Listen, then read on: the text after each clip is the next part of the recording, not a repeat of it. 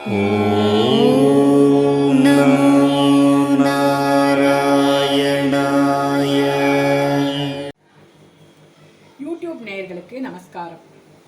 ரொம்ப நாள் டைம் கழிச்சு நான் உங்களை மீட் பண்ணுறேன். இன்றைக்கி ஒரு டிஃபன் ஐட்டம் பண்ணலான்னு இருக்கேன்.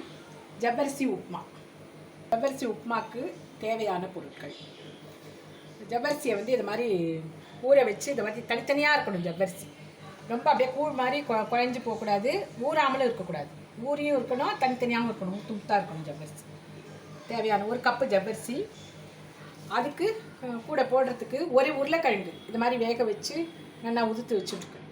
ஒரு கேரட்டை ஒரு பாதி கேரட்டு தான் பெருசு பெருசாக இது மாதிரி சீவி வச்சுக்கணும்.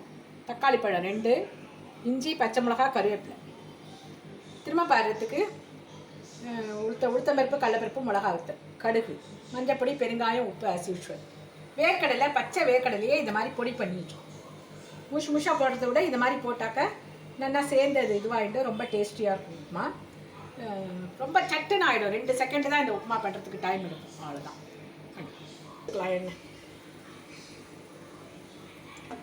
எண்ணெய் ஊற்றிண்டாச்சு.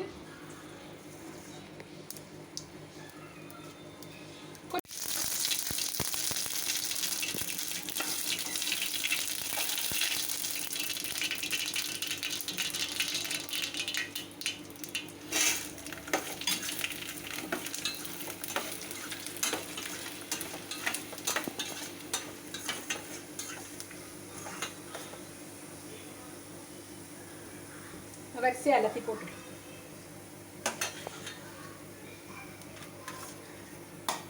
இதில் கருவேப்பிலை, இஞ்சி, தக்காளி பழம், உருளைக்கிழங்கு, கேரட் எல்லாத்தையும் போட்டுடும். 2 நிமிஷம் இது வதங்கணும். ஏன்னா கேரட் பச்சையாக சீவி இருக்கும் இல்லையா, அதனால 2 நிமிஷம் வதங்கணும்.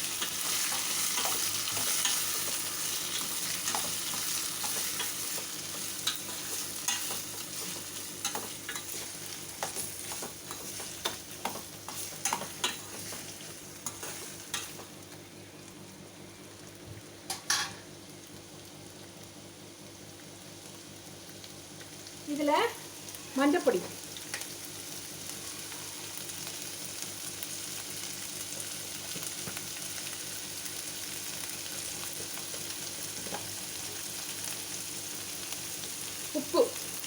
உப்பு திட்டமாக போட்டுக்கோங்க. வேணா உப்பு ஜவ்வரிசி உப்பு தாங்காது, எல்லாமே கேரட்டு நம்ம எல்லாமே லைட் ஐட்டமாக போடுறோம், அதனால திட்டமாக உப்பு.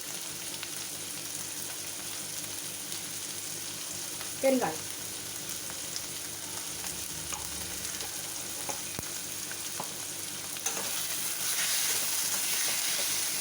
வதக்கிடுவோம்.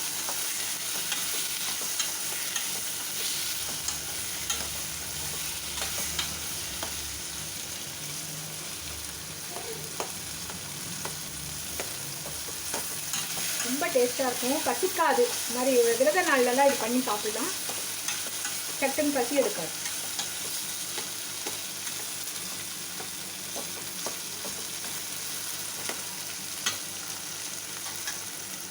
வதங்கிடுத்து. அதில் இப்போ ஜவ்வரிசி இருக்கும். எல்லாம் அப்படி இருக்கணும். ஜவ்வரிசி முத்து முத்தாக இருந்தால் தான் நல்ல டேஸ்ட்டாக இருக்கும். இல்லைன்னா குழஞ்சி மாதிரி பேஸ்ட் மாதிரி ஆகிடும் உப்புமா. இப்படி இருந்தால் தான் தனித்தனியாக கிடைக்கும்.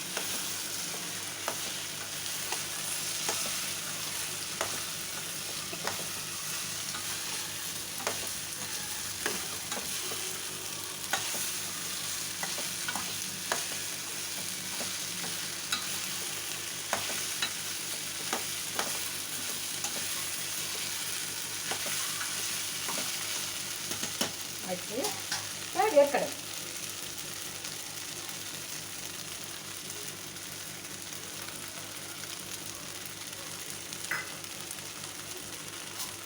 என்ன போட்டாச்சுன்னா சேர்த்து அப்படியே கலர வேண்டும்.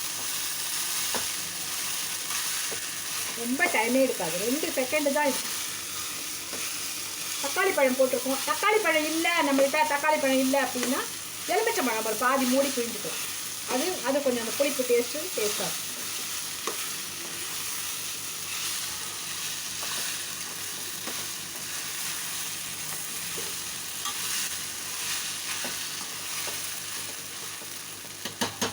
அவ்வளோதான். சட்டுன்னு பண்ணக்கூடிய டிஃபன் இது. ஆனால் ரொம்ப நல்ல ஸ்டஃப்பாக இருக்கும், ரொம்ப ரொம்ப டேஸ்ட்டாகவும் இருக்கும் சாப்பிட்றதுக்கு.